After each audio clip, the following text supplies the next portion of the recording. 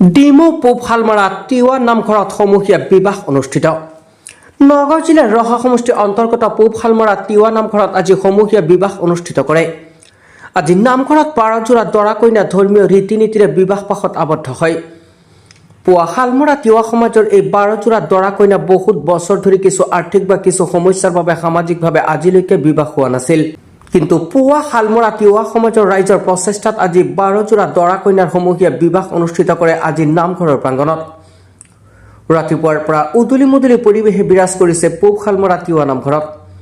লগতে এই নামঘৰ উন্নয়নৰ ক্ষেত্ৰত অতি পিছপৰি আছে। চৰকাৰৰ পৰা অসম দৰ্শন আঁচনি লাভ কৰা নাই এই নামঘৰে।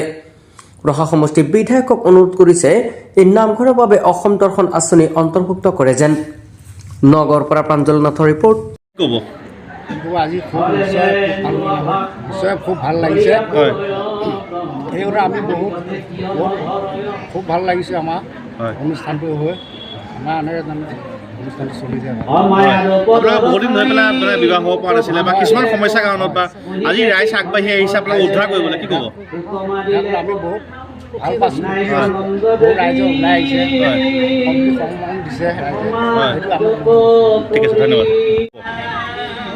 আমি আপোনালোকৰ এই চেনেলৰ জৰিয়তে আমি সকলোকে জনাব বিচাৰিছোঁ যে আমাৰ এই পূব শালমৰা তিৱা নামঘৰ যিসকল আমাৰ তিৱা নামঘৰৰ অন্তৰ্গত আমাৰ যিবোৰ তিৱা মানে বাসিন্দা আছোঁ, তেওঁলোক মানে অতিকে পিছপৰা আৰু মানে খুব দুখীয়া পৰিয়ালৰ। গতিকে তেওঁলোকে মানে বিভিন্ন এই আৰ্থিক কাৰণতে তেওঁলোক মানে বিবাহ অনুষ্ঠানটো পাতিব পৰা নাই, যাৰ কাৰণে তেওঁলোকে সামাজিকভাৱে আগবাঢ়ি যাবলৈ বহুত মানে হেৰি হৈ থাকে আৰু মানে নিজকে অকণ অসুবিধা পায় সামাজিক দিশত আগবাঢ়ি যাবলৈ। যিকোনো সকাম নিকাম কাজ বা কৰ্মক্ষেত্ৰত তেনেকৈ আগুৱাই যাবলৈ অকণমান মানে অসুবিধা অনুভৱ কৰে।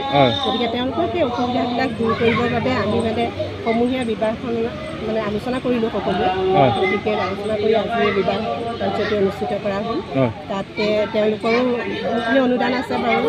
আমিও সহায় সাৰথি কৰি পেলাই আৰু অঞ্চলৰ যিয়েকে সহায় সাৰথি আগবঢ়াইছে তেওঁলোকলৈও আমি আপোনালোকৰ জৰিয়তে ধন্যবাদ জ্ঞাপন কৰিছোঁ। এইটো আজি ভাল লাগিছে, আপোনাৰ আহিছে উদুলি মুদুলি পৰিৱেশ হৈ আছে তিৱা নামঘৰ, কি ক'ব তাৰ? সকলোৰে মানে মনত এইটোৱে আনন্দ যে আমি আজিৰ পৰা মানে শুদ্ধ হ'লোঁ, মানে সেইটোৱে তেওঁলোকৰ মুক্তি পাইছোঁ। তেওঁলোকে মানে আমি এতিয়া সমাজৰ মানে সকলোৰে লগত সমানে যাব পাৰিম, মানে পিছৰ আসনত বহিব নালাগে, আমিও সমানে সকলোৰে কাম কাজবিলাকত আগবাঢ়িব পাৰিম। গতিকে সেইটো তেওঁলোকৰ হেৰিটো দেখি মানে আমাৰো ভাল লাগিছে। মানে আমি এই কাৰ্যভাগ কৰিবলৈ পাই আমি নিজকে ধন্য মানিছোঁ আৰু লগতে গোটেই ৰাইজখনকো আমাৰ তিৱা নামঘৰৰ গোটেই ৰাইজকে মানে সহায় সাৰথি কৰাৰ কাৰণে তেওঁলোককো ধন্যবাদ জ্ঞাপন কৰিছোঁ।